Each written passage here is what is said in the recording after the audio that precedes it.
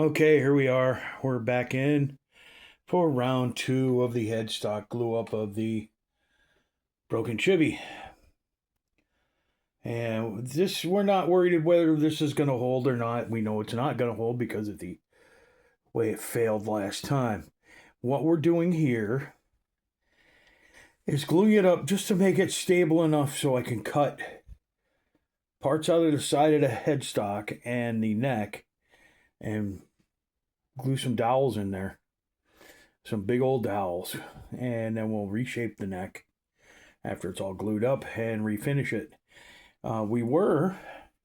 Because we thought the original was going to work, we were in the cosmetic stage of that repair. And I was satining the back of the neck and getting it ready to go out the door. And then the head just fell right off. So it was an epic failure. And as we can see, this is the reason we're trying to save this is because look at that. This is one of those rare, really good chibbies. When you buy a chibby, it's hit and miss, mostly miss. But you get a rare good one that is incredible. Look at this. This has got nibs on the frets. It's got decent tuners, decent hardware, and a real ABR post bridge. And I'm sure the electronics are garbage. The last time we did a Chibby from this particular builder, it had a fake humbucker in it. There was only a single coil in the slug position, and there was nothing underneath here. So you have to beware when you buy a Chibby, because hey, they're illegal and you know they're counterfeits. It's like buying a fake purse in New York City off a street vendor. You know, the only thing is you're buying these from guys in China and you can't even look at them. Generally, like when this one was broken, uh, my customer contacted the seller and they sent him another guitar, and that was the silver guitar that we did. And this one he donated to the channel so we could do our series here. Can we fix this Chibby? And we're going to unclamp it here in a minute and see if it actually. Let's just do it now. Let's unclamp it and see if it'll hold. See if it's going to hold up.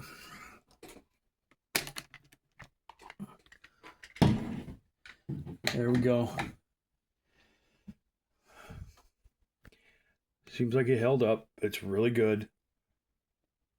Yeah, you could see it moving. You could see it moving.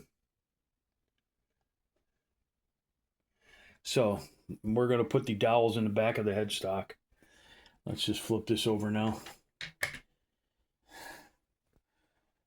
See if I can do this with one hand.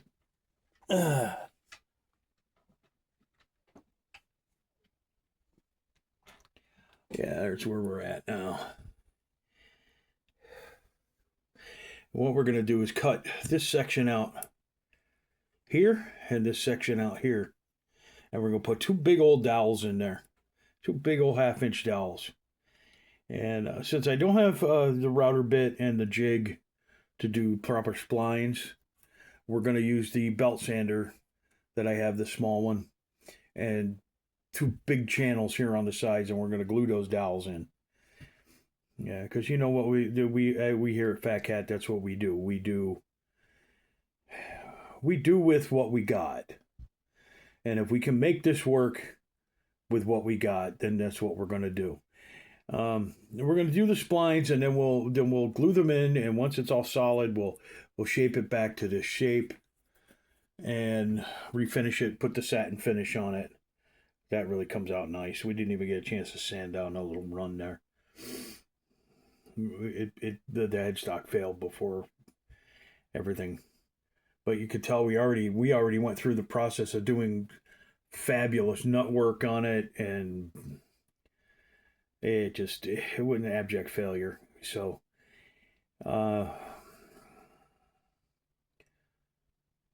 just goes to show best laid plans of mice and men, right? So That's what we're doing here. We're gonna be back, and I'll show you when we start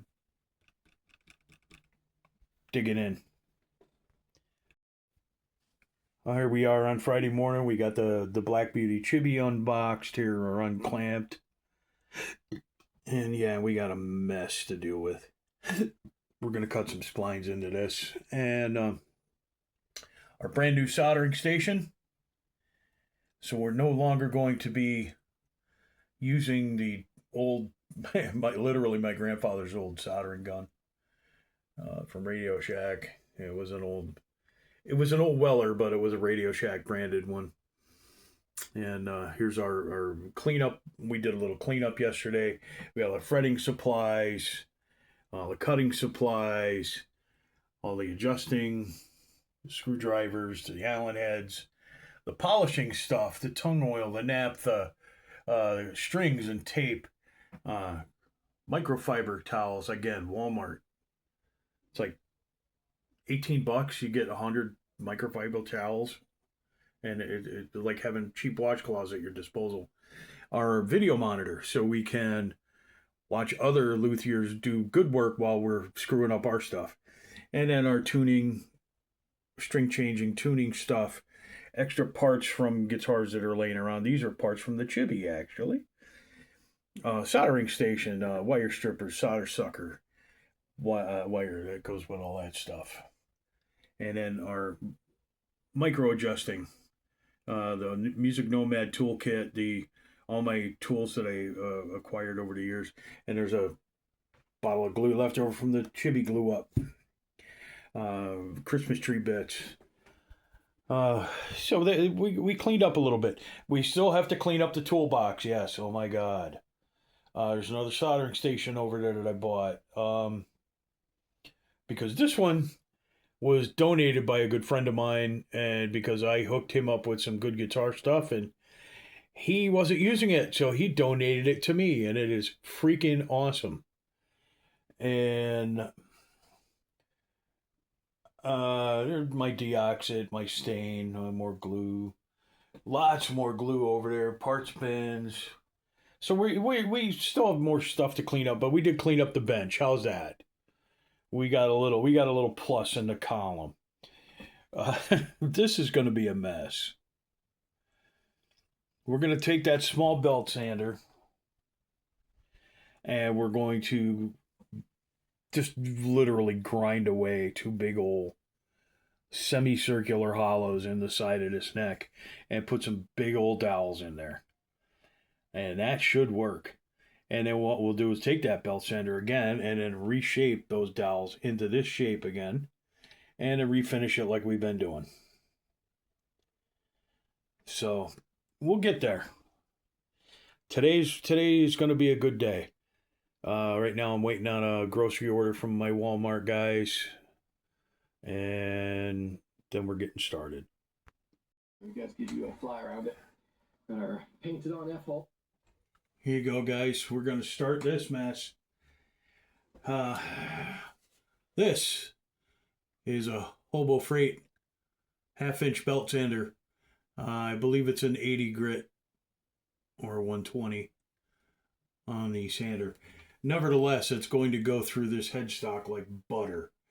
And what we're going to do is, since we don't have a router jig to cut the splines in the neck and put two big splines in there, we're going to take material off the sides, on both sides, and then place dowels in there, and that's going to strengthen up our headstock. So bear with me. Here we go.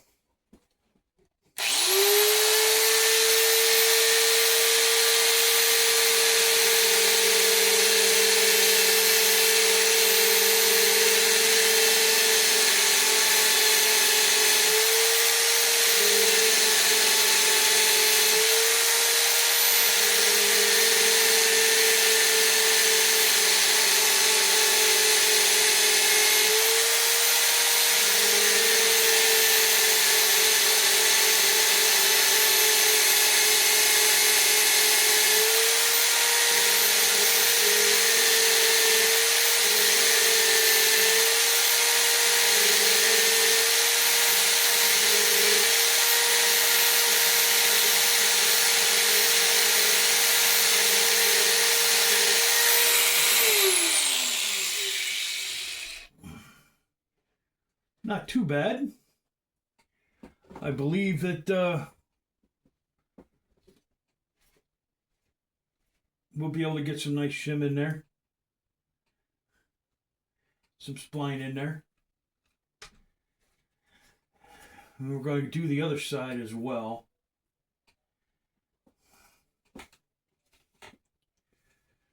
And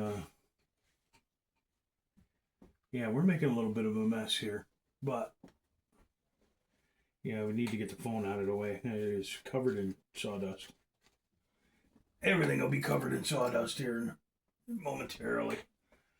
So much for my cleanup duty. We'll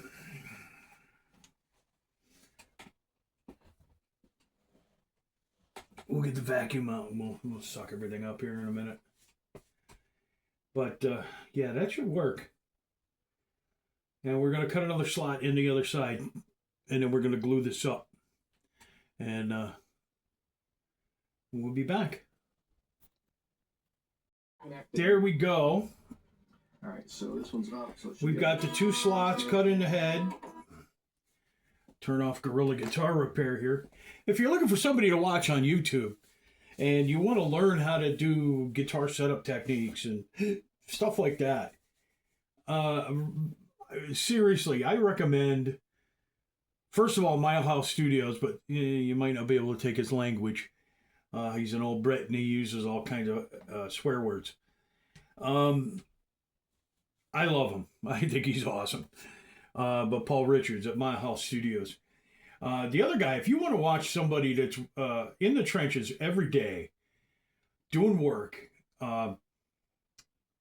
Seth Howard here from the Music Techs in Manchester, New Hampshire. Seth Howard has one of the best guitar tech. It's literally not a retail store. It's a guitar tech place. It's part of Manchester Music Mill, and Seth Howard runs it, and he is on YouTube as Gorilla Guitar Repair, and he is awesome, and that's what we're watching here on the TV. Incredible guy. I watch him a lot, and I watched his technique for doing this. He didn't do a spline. He did on an SG. He did this kind of thing. Where he took material out of the side of the neck and put some material back in. So that's what we're doing today. I'm trying his technique and we're going for it. So now we need our dowel material. We need a dowel. Get something to cut with here. Let's get something to cut with. So we open these dowels up. Yeah, we got a vacuum. Oh my God, we made a lot of mess here. All right, so here's our dowels getting opened up. Let's get one dowel out because we're gonna have to cut it. And I believe that's gonna be nice. We'll put them in and then we'll fill it in with some Bondo. And I think this will be, wow, is that super weak now? That's super weak. You can see that moving all over the place. Look at that. You can see that moving all over. So let's put some dowels in. And then we'll fill it in. Let's get out the tight bond. I believe this is just, yep, ready to go. Well, you know what? Let's cut the dowels first. Let's cut the dowels first. And mark them with a marker.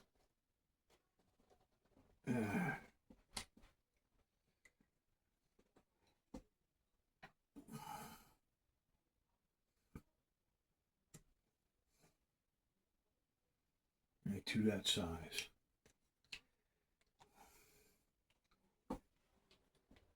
I'm really upset that I just messed up my cleaning job. I really did. I really messed things up. But, you know, hey, a clean bench is a idle bench. if your bench is messed up, that means you're working it. Where'd that little saw go? That parrot saw. Here it is. Here's my little saw. And we're going to make some more mess. We're going to make more sawdust.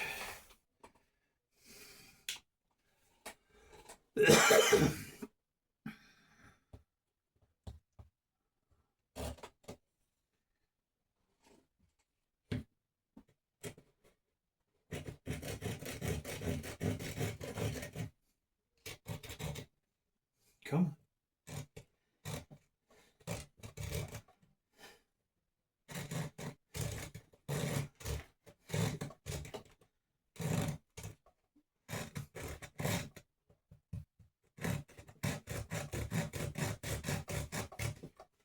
Saw is not grabbing where I want it to be grabbing. Today's just one of those days, guys. We're making a mess everywhere. You know, that happens some days. Some days everything's wine and roses. And the other days,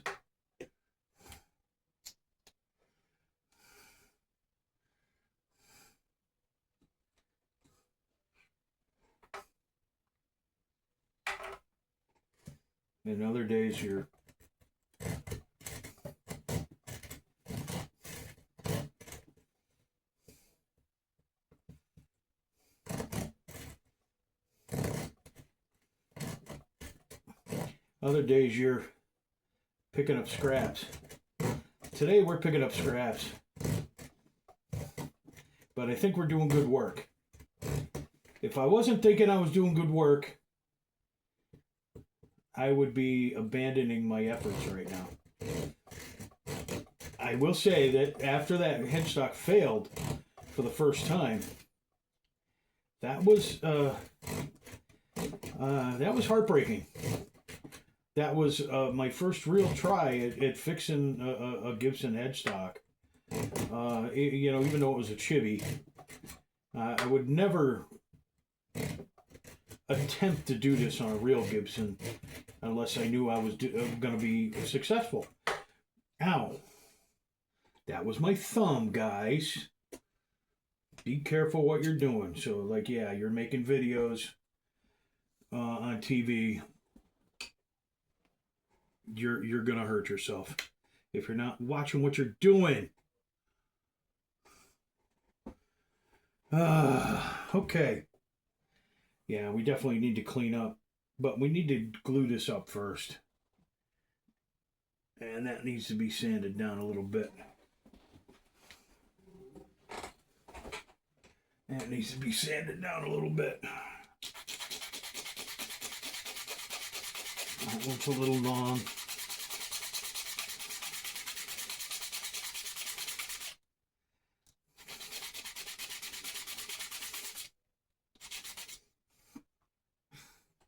Just a hair. Yeah, it's got my blood on it. So we're going to have our blood in this guitar. So, I don't know. Maybe that'll give it a little more value in the auction when we auctioned it off. I'm going to have my blood in it. Just a hair more.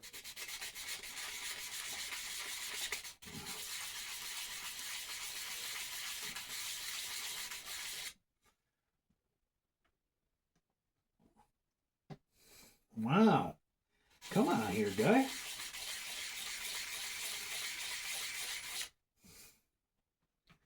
There we go.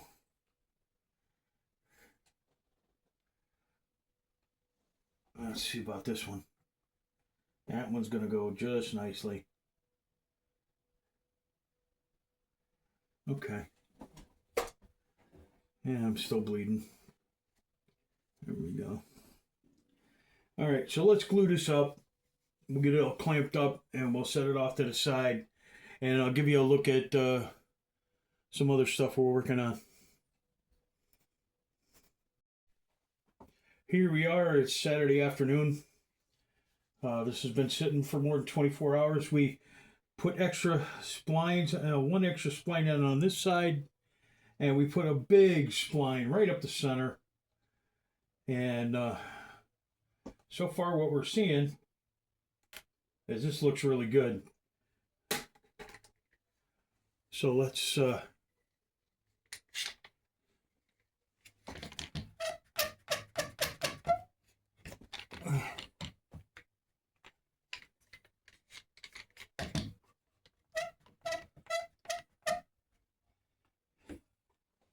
that away.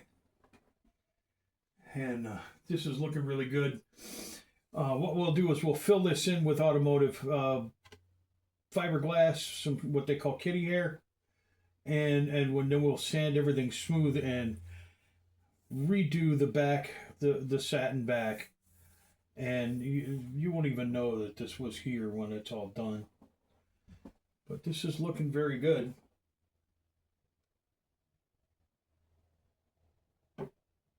That's definitely strong. I don't think we're going to have to. I don't think we're going to have to.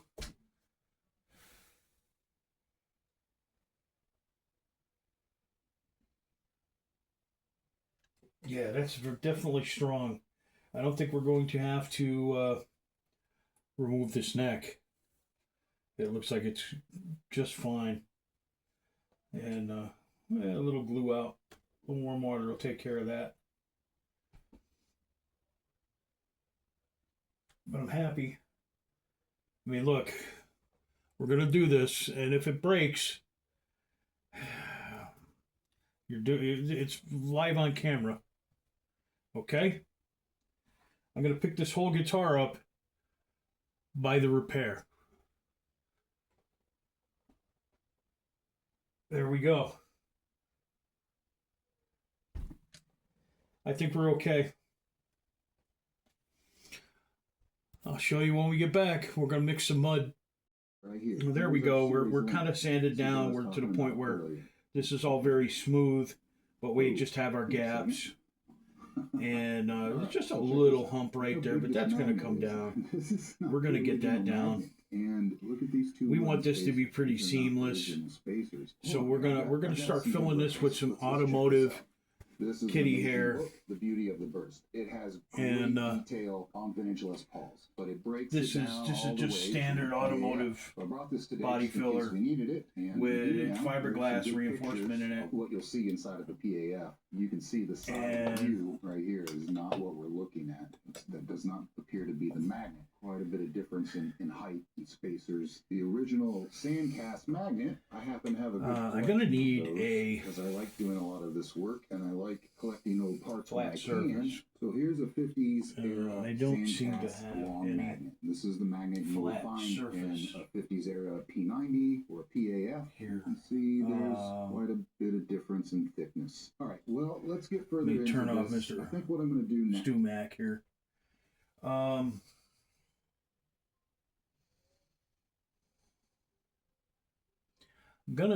just gonna go get a paper plate from the kitchen and mix up our Bondo on that. So let me pause you guys and we'll be right back. Good Monday morning. We're gonna be here doing a lot of sanding today, so we're just gonna be flipping around and showing off a little of what we're doing. You can see the spot putty is all fucking dry. Excuse me. I did not mean to say that. I'm just... I haven't had my coffee. The spot putty is all dry, and we're going to sand this down. You can see where the maple dowel is in there, and you can see where the mahogany from the neck. I don't think it's mahogany. I think it's a kume, which is a Chinese mahogany. It's a lot lighter than regular mahogany. It's a different variety. But you can see where the maple dowel is in here. Some fiberglass is still in here. And then this is just a Bondo spot putty to make this all nice and smooth. So we're going to sand this down. We're going to prime it with some black primer.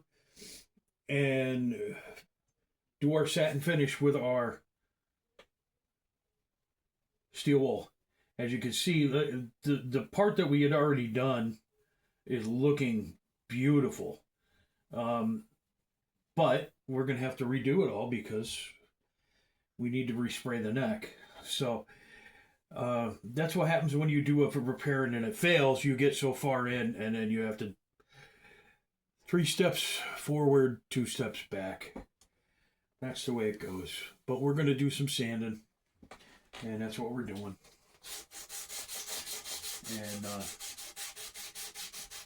this is all we're doing. We're getting a good sand going on. And we're going to take this, right now I have a piece of 80 grit. 80 grit. There it is, 80 grit. And we're just taking this spot putty down to where I feel it's starting to get smooth. And then we're going to switch over to 220. And then we'll go down to like 600. And then we'll spray. And then after we spray, we'll use like 1500 and then steel wool. And we'll make this a nice satin, back of the neck, a nice satin finish. And then we'll be able to assemble this guitar back to stock where it was and string it up and see if it makes noise and plays very nice and make sure the frets are level and do all that kind of stuff. And then we'll move on to the modifications. New pickups. Some new hardware. I think these tuners are going to have to go. These tuners, they look great. They look the part. But they, some of them are, like this one is very loose. So they're not consistent. So we want a decent set of tuners on it. This guitar is going to be a killer player when we're done with it. And once this gets done, we're going to stick this up on eBay or Facebook Marketplace probably, just because we want to do it local. We don't want to be shipping a counterfeit guitar across state lines. We don't want that legal hassle. This is going to benefit, all the money we make from this guitar is going to benefit Griffin Pond Animal Shelter. We're going to feed some kitties and some pooches. And we're going to make sure that, you know, maybe sponsor an adoption or two, depending on how much we get for this. We might be able to sponsor a couple of adoptions. Get somebody an animal that maybe they can't afford to get one right now, but they really want one. Because believe me, people like myself on disability, with disabilities, having an animal is it's paramount. It really is conducive to well-being, because that animal is they love you no matter what. And when you find out that you end up losing a leg like that, yeah, you lose a leg or you have a stroke or you find out who really gives a crap about you. You really do. When I lost my leg, I was never so alone in my life. And my cat was always there. Fangio always loves me no matter what. And I want to help other people with disabilities afford the adoption and get an animal. That would be great. Otherwise, I want to help the animals themselves. I want to keep them fed. I want to keep them sheltered. So we're going to support Griffin Pond and everything that they do. And that's where this stuff is going. So I'm going to continue sanding. And when we get done, I'll give you a flyover and show you how nice and smooth this is turning out, because it really is already. Just with those couple strokes I did with my hands. And then we'll do a spray over and start the satining process on the back of this neck. We'll be back. Okay, here we are. We're down to 220. You can see where all the splines are, where the spot putty is, where the Akume Chinese mahogany is. And you can see where, if I can get the shadows going, you could see where the fiberglass is, the spot putty, the maple dowels, and everything, but we're smooth as glass. This is very nice. We're going to take it up to a little like 600 grit, and we're going to spray it. Mask all this off and spray it. I will be back when we get it sprayed or masked up, and then we'll maybe show you spraying. Okay. This is what we're looking like. We got the satin black sprayed on, and it looks kind of rough right now, but we're going to sand it down. We're going to unmask it. But that's what our repair's looking like. There's nothing left of any of those dowels or anything. That's all nice and smooth. So we're going to sand this down. Let me get you up in the holder. And we're going to sand this down and get it all looking like that. So it'll be all nice and smooth and uniform. We'll start taking all this masking off. And we'll unmask it and we'll start sanding. And we're going to probably have to, because this tape is, my blue tape is actual shit. So we're probably going to have to scrape some binding like we did last time.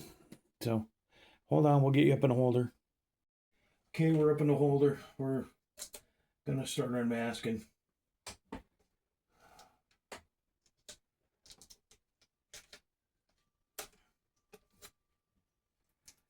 So far, we're looking okay. Put that cardboard box over there. And then we're going to start unmasking. Oh, looking a lot better than we did last time. Looking a lot better. Looking a lot better. The masking tape is held nicely. That looks a lot better. I was a little more judicious, shall we say, applying the tape this time. And we gotta scrape a little there. We gotta scrape a little right there. But that's nothing. That is nothing. That is nothing. We'll do that when we clean everything up. When we do the satin. Now we gotta take cloth, go over this, and we're going to, I don't know, do we need the 600 here, or do we go right to the steel wool? I think we need just a little 600, and then we're gonna go to the steel wool. We're gonna need a little 600. Let me turn this on. And said, you know, We'll watch what this guy's doing. We got a broken headstock repair.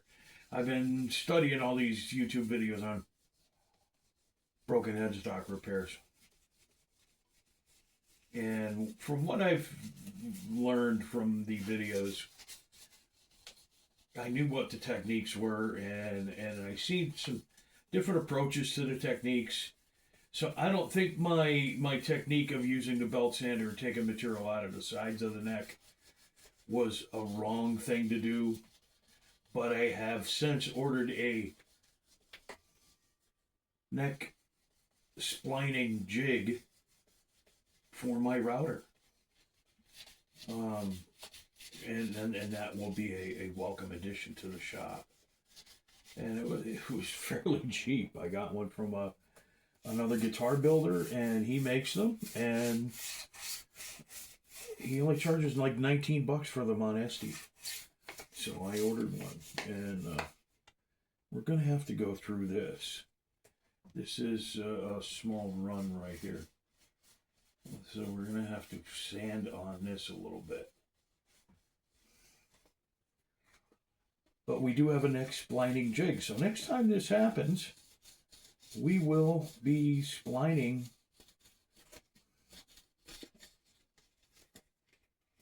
the neck with my router. And This is looking really nice. There is 2 little spots right here, though, that did not get, like the paint is not adhering to. So we're going to take our black Sharpie and fill them in.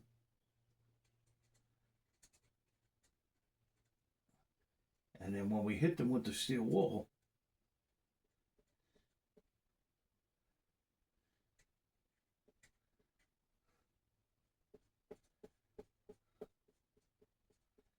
when we hit it with the steel wool, hopefully it'll just blend in. There's my steel wool. Now, we're going to hit this with the steel wool. We need to go up here a little bit. We definitely need to be getting into this steel wool. I love that this thing has fret nibs because that means I can run up and down the neck and not be catching the steel wool on the ends of the frets. So this thing has actual nibs.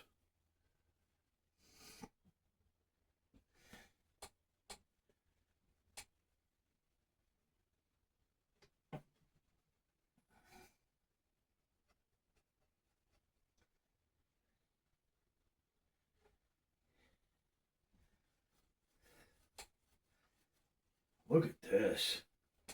This is really coming out nice.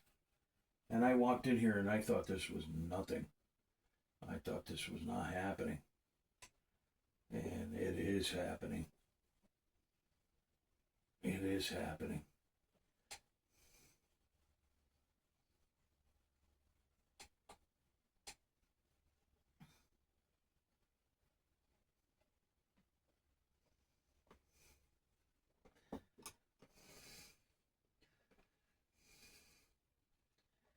This is very nice. It's a small blemish here.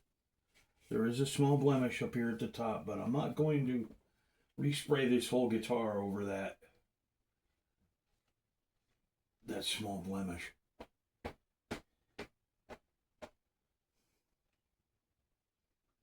This cloth is doing nothing. I need the microfiber.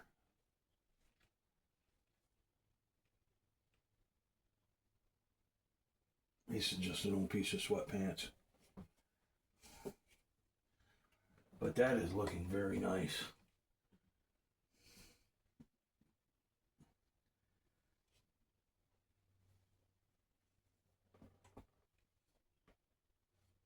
That is looking very nice.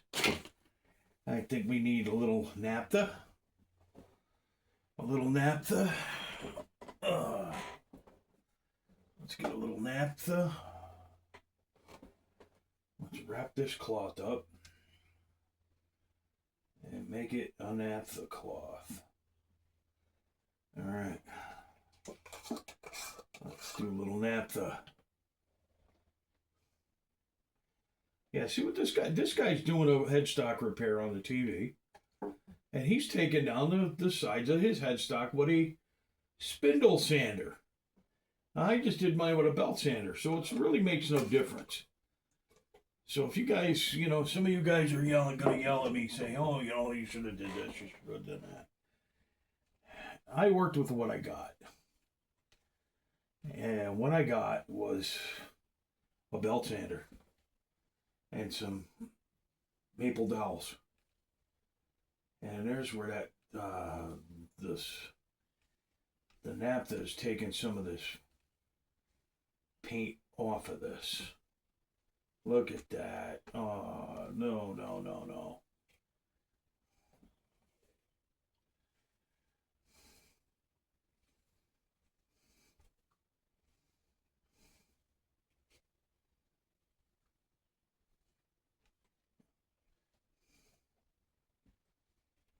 That's not good. That's not good.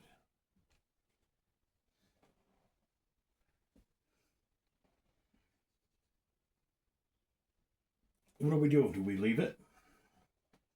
Do we call it a relic?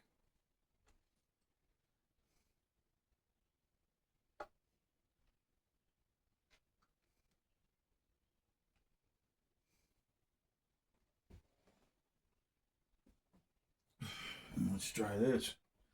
See what we did here.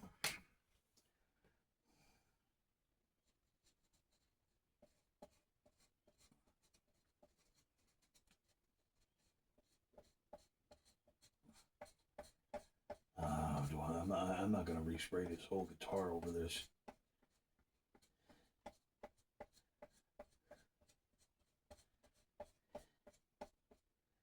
I'm not.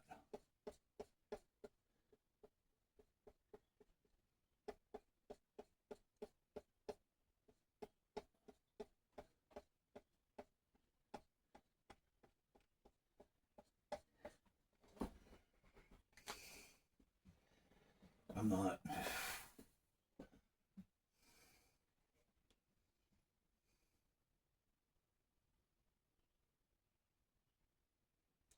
I'm upset. The naphtha took the paint off.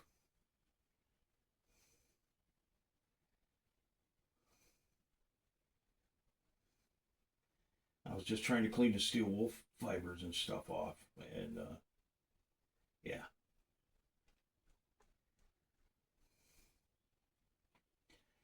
With the black Sharpie, filled it in.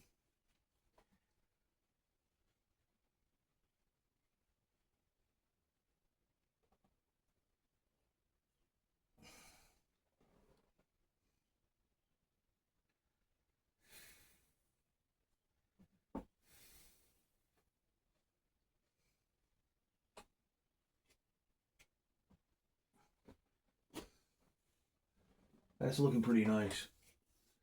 For a headstock repair, for this thing that was decapitated, it will not move. It's not moving. This is ready to start rebuilding.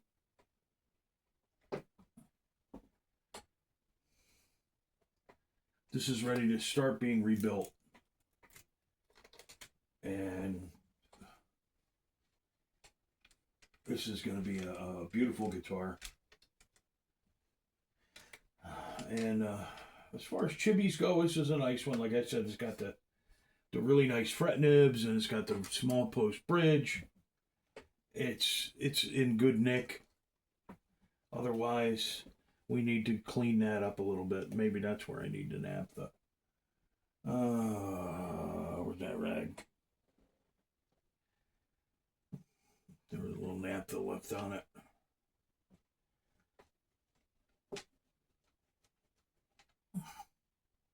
Yeah, a little naphtha left on it. Clean that up. There we go. That cleaned up nice. Yeah, that cleaned up nice. A little naphtha. We'll clean up.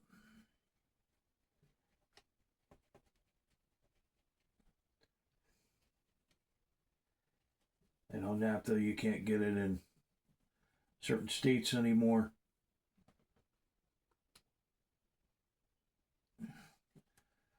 Deemed an environmental hazard or whatever. But it's the best cleaner there is. And well, look what it just did. It took paint that I sprayed, took it off the guitar. And well, that's it there. That's looking very nice. For a guitar that was decapitated, that's looking very nice. That is looking very nice.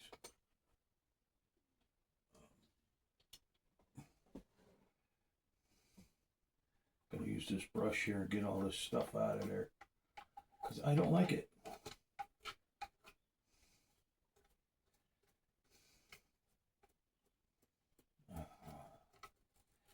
See, this is why they tell you not to use steel wool on guitars, because they'll get into the steel wool of these little fibers will get magnetized and go onto your pickups, and they might cause some issues. So if you're doing refret jobs or doing leveling and you're using some steel wool, cover your pickups. That's all I'm saying. Just put lay down a piece of microfiber over the top of them, and all this junk won't get in it. But this junk has a tendency to stick to everything. So you have to clean it out. This is looking very nice. We're going to use some of our Howard's Feeding Wax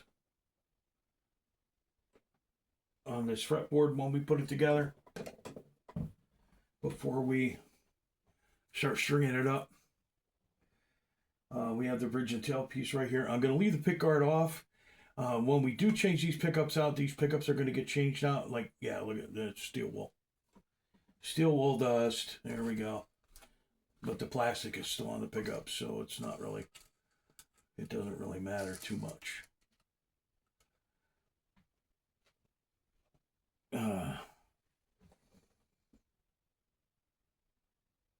Yeah, this needs to be dealt with. It needs to get put back together. It needs to be, the fretboard needs to be conditioned. It needs, and then we're going to start pulling the pickups out. Where I have an idea. I used to be a premier dealer for Guitar Fetish pickups. When Guitar Fetish used to be a small local company out of Massachusetts, and I used to get Guitar Fetish stuff all the time, and I would use them in my budget build for other people. And what I'm going to do is I'm going to use a set of white humbuckers from Guitar Fetish into this guitar. And I'm probably going to use, for budget purposes, an alpha pot harness from Guitar Fetish into this, just so we're not spending gobs and gobs of money on really nice electronics. We're just going to get upgraded electronics. So we're going to use some Guitar Fetish pickups and Guitar Fetish harness, and we're going to string this up, and we're going to auction it off on eBay to the highest bidder, and all the money is going to go to Griffin Pond. I think this guitar is going to be killer. One of my hand carved bone nuts in there. Like I did a real nice job on that before the headstock came back off. So it's in there nice. We'll level it out. Everything we'll do the frets. We'll do all the fret ends. Well, there are no fret ends. We'll do all the dress and level. We'll recrown. And we're going to change the pickups and the electronics. And this is going to be a great guitar. All right, guys, this is what we're looking at with the Black Beauty Chibby. This is the repaired headstock. If I can get out of the way. This is the repaired headstock. And we've been scuffing it and sanding it, and the finish just does not want to take. I don't know what they finished this with, but standard automotive paint in it sticking. Stain isn't sticking. I mean, it's sticking to the maple where I put the maple in. This is the maple that we put in place of the busted. You know, that's where the splines are. You can see where the spline ends down here. The long spline up the center. And the stain is sticking to that, but it's not sticking to this stuff. From what I'm gathering, this is a Kume, which is Chinese mahogany. But whatever they finished it with, it's really resistant to whatever finishes we have here. I don't know. I have straight automotive paint, and I'm gonna have to try something else. I don't know. But it's not sticking, but the repair is holding like mad.